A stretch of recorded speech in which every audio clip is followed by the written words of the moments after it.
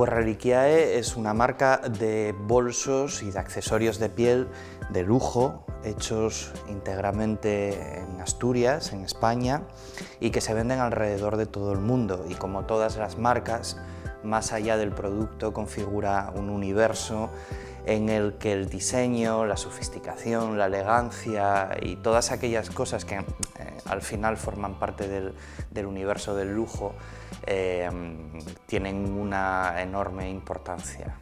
Reliquiae parte del taller artesano de tapicería que mi padre tenía en Gijón. Al jubilarse mi padre,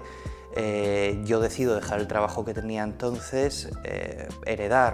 tomar el taller de mi padre y a partir de ahí, transformando el objeto social de la empresa, dejamos de hacer sofás y utilizando ese saber hacer, esa experiencia, esa herencia en forma de conocimiento del manejo de la piel,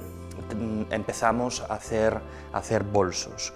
Era un año muy difícil porque era el año 2012, en plena crisis, y fue una apuesta muy arriesgada, pero teníamos muy claro que debíamos de buscar un producto que formase parte del mundo del lujo,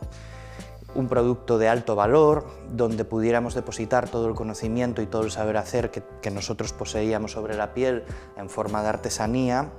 al que pudiéramos sumar el diseño como un elemento de interpretación del saber hacer de la marca y sobre todo que tuviera una visión internacional. Desde el primer momento Reliquiae se constituye como una marca internacional y sus primeros pasos desde el punto de vista comercial son fuera de España.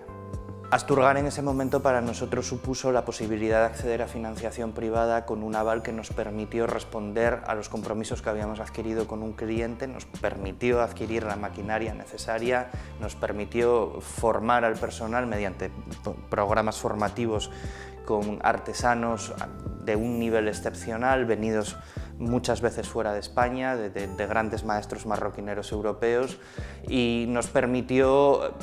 dar el primer paso para responder a los compromisos adquiridos con nuestro cliente internacional, con lo cual fue algo fundamental a la hora de planificar la internacionalización de la empresa y el desarrollo de los años futuros.